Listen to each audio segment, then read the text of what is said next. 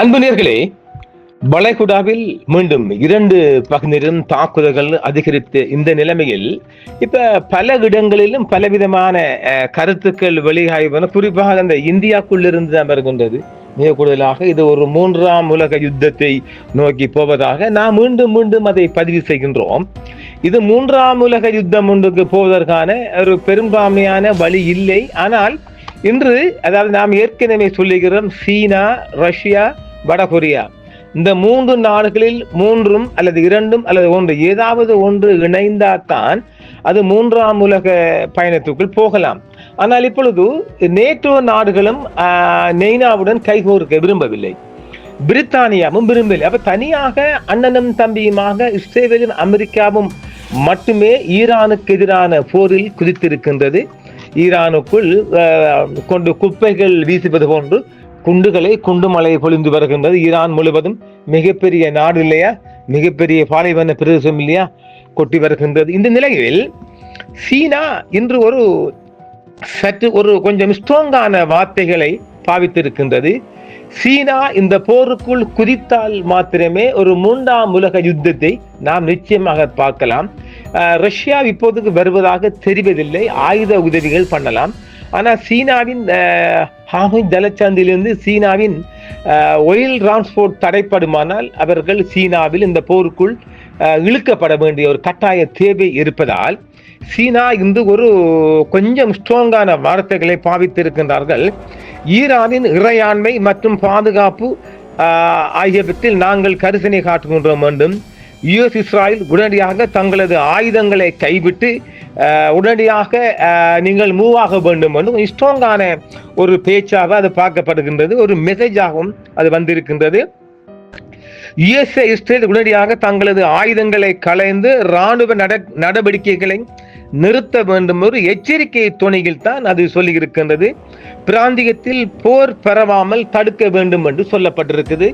அப்படியானால் ஒரு 3 அதாவது இப்பொழுது ஈரானின் கை ஓங்கி இருக்கின்ற இல்லையா, இப்ப ஈரான் கொஞ்சம் பின்வாங்குமானால் சீனா குதிக்கலாமா என்ற ஒரு கேள்விக்குறி இப்பொழுது உலக பரப்பில் கொஞ்சம் கொஞ்சமாக வெளிவந்த வண்ணம் இருக்கின்றது. மிக அவதானிப்புடன் மிகவும் நுணுக்கமான முறையில் ஈரானுக்குள் நடைபெறும் யுத்தத்தை சீனா அவதானித்து வருவதாகவே பார்க்கப்படுகின்றது. அப்படியானால் இன்னும் ஒரு நகர்வு நடைபெற்று வருகிறது. வளைகுடா போர் உச்சம் தொட்ட நிலையில் ஏனைய அரபு நாடுகளான Saudi Arabia, Kuwait, UAE, Bahrain, Oman, Qatar இந்த நாடுகள் எல்லாம் சேர்த்து உங்களுக்கு தானே அடிக்கிறோம், நீங்களும் வாங்கலை என்று சொல்லி அமெரிக்கா, இஸ்ராயலும் அவங்களோட கூட்டுக்குள்ள இந்த அரபு தேசங்களை கொண்டு வருவதற்கான ஒரு நகர்வும் நடைபெற்று வருகின்றது. அப்படியானால் இந்த போருக்குள் வலிந்து இந்த சவுதி தேசங்கள், குவைத், பஹ்ரைன் இப்படி இவங்க எல்லாம் சேர்ந்து சில வேளை ஈரானுக்கு எதிரான ஒரு போர் தொடுப்பதற்கான வாய்ப்பும் இருக்கின்றது. அப்படியானால் ஈரான் மாத்திரம் தனியாக நின்று அங்கிட்டால ஹிஸ்புல்லாவும் இங்கால ஹமாஸும் சேர்ந்து பக்கபலம் 2 பேர் 3 பேரும் சேர்ந்தால் மாத்திரம் கொஞ்சம் பலமா இருக்கும். இந்த பலம் சேரக்கூடா என்றுதான் லெபனான் சைட்ல இஸ்ராயல் தொடர்ந்து அடித்துக்கொண்டு அங்க லெபனான்ல ஒரு மோதல் போகுதில்லை. அதாவது நாமல் இந்த விதமா அதாவது ஈரானுக்கு ஆதரவாக குதிக்கக்கூடியவர்கள் ஹிஸ்புல்லா, இந்த ஹிஸ்புல்லாவுக்கு தனியான ஒரு ரூட் போட்டு தாக்குறான். ஹமாஸ் வரும், இங்கால ஆப்கானிஸ்தானும் வர இருந்துச்சு இல்லையா, அதுக்காகத்தான் ஈரானை கொண்டு போட்டு அங்கிட்டு நீ ஒரு பிளாக் பண்ணி நீ சண்டை எப்படி, இப்படித்தான் இந்த மொசாட்ற மிகப்பெரிய தந்திரம் வந்திருக்குது. இப்பொழுதோ இந்த அரபு தேசங்கள் ஒரு அலர்ட்டுக்குள்ள வந்திருக்கிறாங்க. அரபு தேசங்களை நிலைநிறுத்துகின்ற அமெரிக்க பேஸ்களும் அமெரிக்க படைகளும் அது அரபு தேசங்களுக்கான பாதுகாப்பு அல்ல, இஸ்ராயலுக்கான பாதுகாப்பு. அப்ப எங்களை கொண்டு நசிச்சு வச்சுக்கிறான், எங்கட ஊருக்குள்ள நாங்க பணத்தையும் கொடுத்து அவங்களுக்கு பேஸும் கொடுத்து எங்க இருக்கிற அமெரிக்க படைய வந்திருக்குது இஸ்ரேலை பாதுகாக்க, நமக்கு எந்த பாதுகாப்பும் இல்லைன்னு சொல்லி இந்த காட்டு அரபிகளும் படிப்பறிவு இல்லாத இந்த அரபிகளும் இப்பொழுது கொஞ்சம் முழிச்சிருக்கிறாங்க.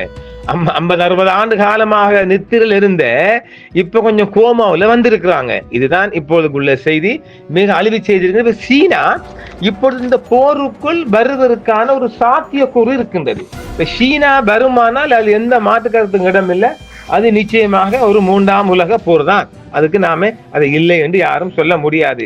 அப்ப சீனா வராமல் சும்மா அவுத்து அடிச்சு விட்டு 3ஆம் உலக போர் வருதுன்னு சும்மா பயங்காட்டாங்க. அப்போ சும்மா இருக்கிற மனுஷனை போட்டு பயங்காட்டிட்டு வராதங்க என்று சொல்லி நாம சொல்லலாம். பாப்போமா?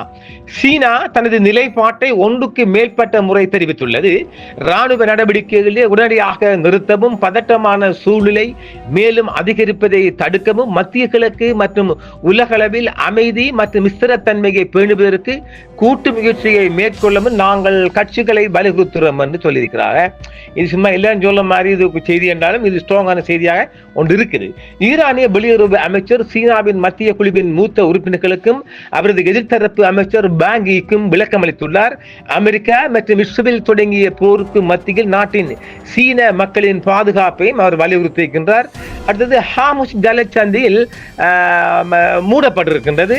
ஹார்முஸ் ஜலசந்தி என்றால் அதன் மூடல் எண்ணெய் விலையை எவ்வாறு பாதிக்கும் என்று பார்த்தால் மிக அதிகமான விலை ஏற்றம் இன்றே ஏறிக்கொண்டிருக்க ஜெட் வேகத்தில் பெட்ரோலுக்கான விலை ஏற்றம் இன்க்ரீஸ் ஆகிக்கொண்டிருக்கிறது உலகம் முழுவதும். அப்ப ஈரான் மீதான அமெரிக்க இஸ்ரேலிய தாக்குதலுக்கு பிறகு எண்ணெய் விலைகள் கடுமையாக உலகம் முழுவதும் உயர்ந்திருக்குது. கத்தார் எனர்ஜியின் LNG உற்பத்தி நிறுத்தம் உலகளவில் எரிவாயு சந்தைகளை மிக அதிகமாக உலுக்கி இருக்கின்றது, விலை ஏற்றத்தையும் ஏற்றி இருக்கின்றது.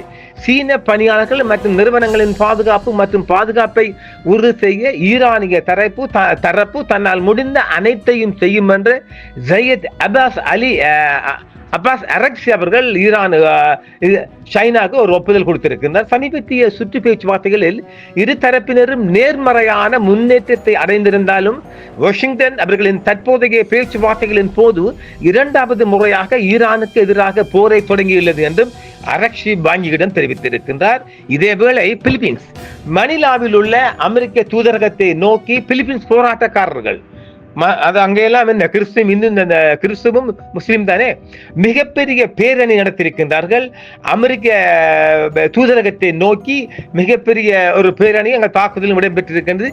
பிலிப்பைன்ஸை ஆபத்தில் ஆழ்த்தியிருக்கின்றது. மணிலாவில் உள்ள அமெரிக்க தூதரகத்தை நோக்கி போராட்டக்காரர்கள் பேரணி அமெரிக்க தளங்கள் பிலிப்பைன்ஸை ஆபத்தில் ஆழ்த்தியிருக்கின்றது. ஈரானுடனான அமெரிக்க இஸ்ரேலிய மோதலின் மத்தியில் எண்ணெய் விலைகள் உயர்கின்றன. பங்கு சந்தைகள் 2வது நாளாகவும் வீழ்ச்சி அடைந்திருக்கு. இதை நாம் ஏற்கனவே சொல்லிட்டோம் இல்ல. தெற்கு லெபனானில் இஸ்ரேலின் அழுத்தம் காரணமாக சாத்தியமான தரைவழி நடவடிக்கைகள் குறித்து எச்சரிக்கை விடுக்கப்பட்டிருக்கு. இந்த காணொளி பதிவு செய்கின்ற போது லெபனானுக்குள் தரைவழியாக ஐடியா உள்ள என்ற பண்ணிட்டாங்க.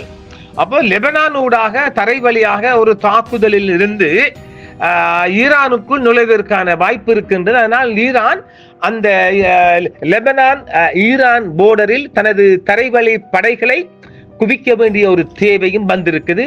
இப்ப சொல்லுங்க, இந்த சண்டை நீடிக்குமா இல்லையா? தெஹ்ரானுக்கு தன்னை தற்காத்துக் கொள்வதை தவிர வேறு வழி இல்லை என்று அரக்சி தனது சீன பிரதிநிதியிடம் தெரிவித்திருக்கின்றார். பெய்ஜிங் அவ்வாறு செய்யும் என்று நம்புவதாகவும் கூறியிருக்கின்றது. சீனா கொஞ்சம் கண்ணும் கருத்துமாகத்தான் பார்க்கிறாங்க போல இருக்குது என்று அவங்களோட அடிவாகத்தை கடிக்கும் இல்லை.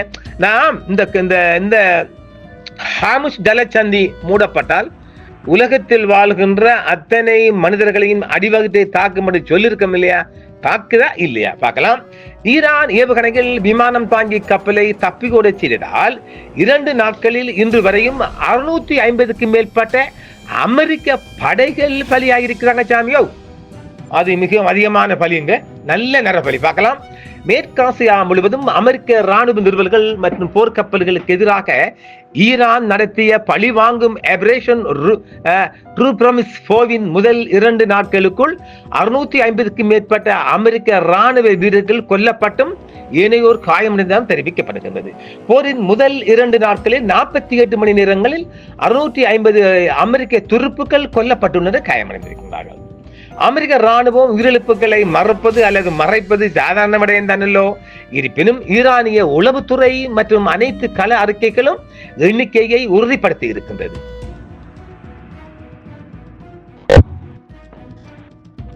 பஹ்ரைனில் உள்ள அமெரிக்க கடற்படை இலக்குகள் மற்றும் ராணுவ தலைமையகங்கள் மீது ஏவுகணை மற்றும் ட்ரோன் தாக்குதல்கள் உட்பட ஈரானிய தாக்குதல்கள் USS ஏப்ரஹாம் லிங்கன் விமானம் தாங்கி கப்பலை தெற்கிந்திய பெருங்கடலை நோக்கி ஓட வைத்துள்ளதாக சொல்கின்றார்கள். அதெல்லாம் தான் அவர் தலைமுறைவானாரோ நல்ல அடி வாங்கினு சொல்றாங்கல்ல. பாரசீக வளைகுடா பிராந்தியத்தில் உள்ள அமெரிக்க ராணுவ இலக்குகள் மீதும் ஈரானிய படைகள் பெரும் இழப்புகளை ஏற்படுத்தி இருக்கின்றார்கள். பஹ்ரைனில் உள்ள அமெரிக்க கடற்படையின் 5வது கடற்படையின் தலைமையகத்தை ஈரானிய ஏவுகணைகள் மற்றும் ரோன்கள் பலமுறை தாக்கியதாகவும் செய்தி தொடர்பாளர் தெரிவித்திருக்கின்றார். அது ஈரானிய செய்தி தொடர்பாளர்.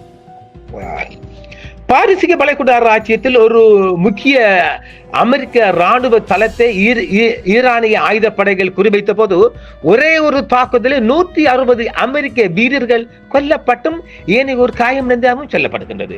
மேலும் அமெரிக்க கடற்படையின் MST-4 ஆதரவு கப்பல் ஈரானிய கடற்படை ஏவுகணைகளால் தாக்கப்பட்ட பின்னர் பெரும் சேதத்தை சந்தித்தது என்றும் ஒரு செய்தி தெரிவிக்கின்றது. தென்கிழக்கு ஈரானில் உள்ள ஜவாஹர் கடற்கரை சவாகர் துறைமுகம் இருக்குல்லோ, அதில் 250 முதல் 300 கிலோமீட்டர் தொலைவில் நிறுத்தப்பட்டிருந்த USS ஏப்ரஹாம் லிங்கன் மீது ஈரானிய கடற்படை பிரிவுகள் 4 கப்பல் ஏவுகணைகளை ஹைபர் ஏவுகணைகளை ஏவியதாகவும் IRGC செய்தி தொடர்பாளர் என்று தெரிவித்திருக்கின்றார். ஈரானிய ஏவுகணைகள் அனைத்தும் புதுப்பிக்கப்பட்டுள்ளது என்றும் ஆபரேஷன் ட்ரூ ப்ராமிஸ் 3 பயன்படுத்தப்பட்டதை விட இப்போது மிகவும் அதிநவீனமானவை என்றும் சொல்லுகின்றது. இதேவேளை அமெரிக்க உயிரிழப்புகள் அதிகரித்து லெபனான் தீப்பிடித்து எரிவதால் ஹார்முஸ் ஜலசந்தி அணுகுலை மூடப்பட்டதாகவும் ஈரான் தெரிவிக்கின்றது. ஹார்முஸ் ஜலசந்தியை மூடி ரோன் தாக்குதல்களை அதிகரித்தது அதே நேரத்தில் அமெரிக்க உயிரிழப்புகள் அதிகரித்தன என்றும் லெபனான் ஆபத்தான இஸ்ரேலிய தாக்குதல்களை எதிர்கொண்டிருக்கின்றது. ஈரான் ஹார்முஸ் ஜலசந்தி மூடப்பட்டதாக அறிவித்த எண்ணெய் ஏற்றுமதி நிறுத்தப்படும் என்று எச்சரித்திருக்கின்றது. உண்மையான வாக்குறுதி நடவடிக்கையின் கீழ் IRGC 13வது வேர்ஃபை அலையை தொடங்கி இருக்கின்றது. குவைத்தில் அமெரிக்க இறப்பு எண்ணிக்கை 6 அமெரிக்க ராணுவத்தினர் கொல்லப்பட்டிருக்கிறார்கள். ராமட் டேவிட் விமானப்படை தளத்தில் ஹெஸ்புல்லா ரோன்களை ஏவியிருக்கின்றது. இஸ்ரேலிய தாக்குதலில் 52 லெபனான் பொதுமக்கள் கொல்லப்பட்டனர் மற்றும் 28,500 மக்கள் இடம்பெயர்ந்திருக்கின்றார்கள் குடும்பத்துடன். இஸ்லாமிய புரட்சிகர காவல் படையின் தளபதியின் ஆலோசகரான பிரிகேடியர் ஜெனரல் இப்ராஹிம் ஜபாரி திங்களன்று நேற்று ஈரான் அதிகாரப்பூர்வமாக ஹார்முஸ் ஜலசந்தியை மூடிவிட்டதாக தெரிவித்திருக்கின்றார். ஒரு சொட்டு ஒயில் கூட பிராந்தியத்தை விட்டு வெளியேற அனுமதிக்கப்படாது என்று ஜபாரி கூறியிருக்கின்றார். ஜபாரி ஜலசந்தியை கடக்க முயற்சிக்கும் எந்த ஒரு கப்பலும் எரியும் என்று தெரிவித்திருக்கின்றார்.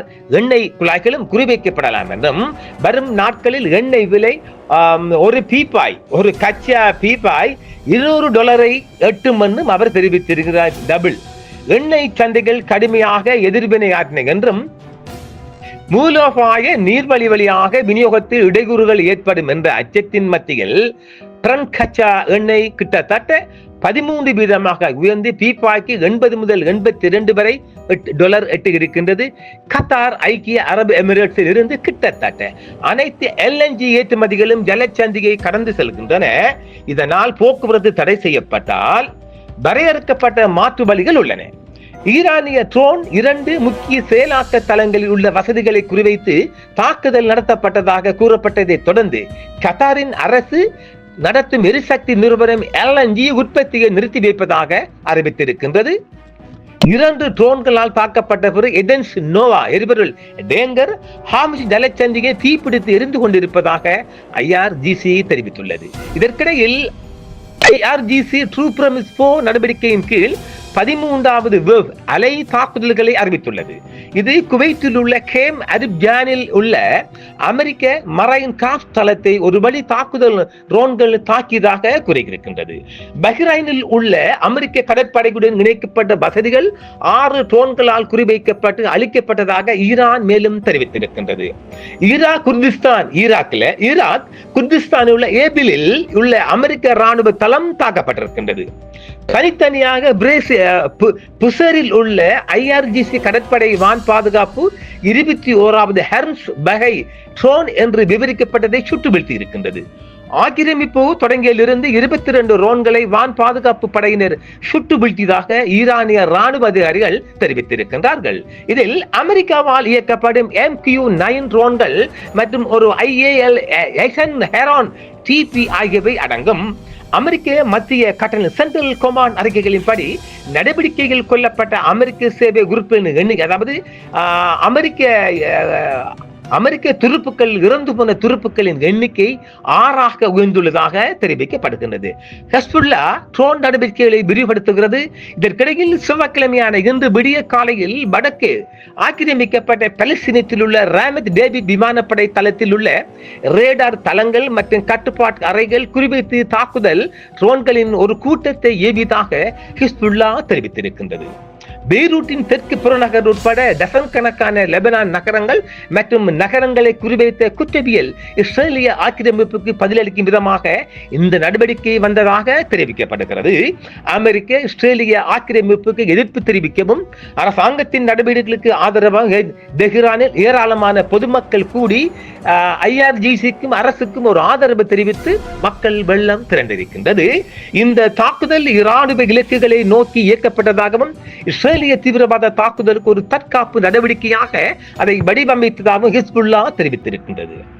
பெய்ரூட்டின் இக்னாவில் உள்ள அல் மயாதீனின் தலைமையகத்தை எதிர்கொள்ளும் ஒரு கட்டிடத்தை இஸ்ரேலிய படைகள் தாக்கி இருக்கின்றது. தெற்கு புறநகர் பகுதியில் உள்ள மன்சியே சுற்றுப்புறத்தில் நடந்த 5 தாக்குதலில் 3 கட்டிடங்கள் முற்றிலுமாக தரைமட்டம் ஆகியிருக்கின்றது. முந்தைய குண்டுவீட்டு ஐதா அல் ஜாப் அல் ஜஹாபியா அல் சுல்தானியா நபாதியா அல் சித் ஹாருப் டபுள் இக்ரோஃபோர் கானா ஐன்கானா மற்றும் டயர் மற்றும் பின் ஏவில் மாவட்டங்களில் உள்ள பல நகரங்களை குறிவைத்து பெக்கா பள்ளத்தாக்கின் மீது இஸ்ரேலிய விமானங்கள் குறைந்த உயரத்தில் பறந்து தாக்கியிருக்கின்றது. தெற்காசியா முழுவதும் இஸ்ரேலிய பிரதேசம் மற்றும் அமெரிக்க ராணுவ இலக்குகளை குறிவைத்து ஈரான் இப்போது குறைந்தது 13வது சுற்றில் அலைகளில் பேவில் பதிலடி நடவடிக்கைகளை மேற்கொண்டு வருகின்றது. ஆக இது ஒரு ஓயும் அலையாக இல்லை, ஓயாத அலையாக தொடர் தாக்குதல்கள் நடைபெற்று வருகின்றது.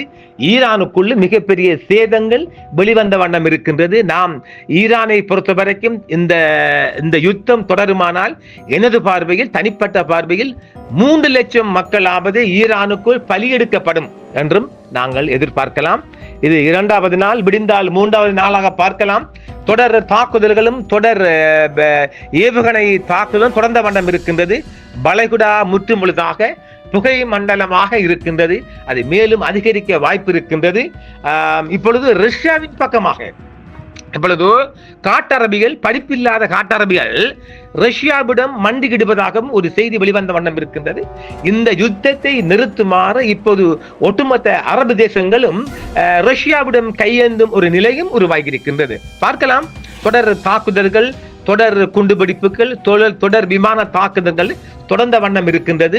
அடுத்தடுத்ததாக நாம் வழங்குகின்ற காணொலிகள் மூலமாக வளைகுடாவின் தற்கால கரண்ட் சிச்சுவேஷன் ரிப்போர்ட் கொடுக்க முடியும் என்பதையும் கூறி மீண்டும் மற்றொரு காணொளி சந்திப்போம் நேர்களே. என்றும் உங்களுடன் சன்ரைஸ் இந்தியா டிவி சப்ஸ்கிரைப் பண்ணுங்கள், பெல் பட்டனையும் கிளிக் செய்யுங்கள். உங்கள் ஆதரவே எங்கள் சேவை. ஆதரவு தாருங்கள், அரவணைப்போம். மறக்காம சர்ப்ரைஸ் பண்ணுங்க. Thank you.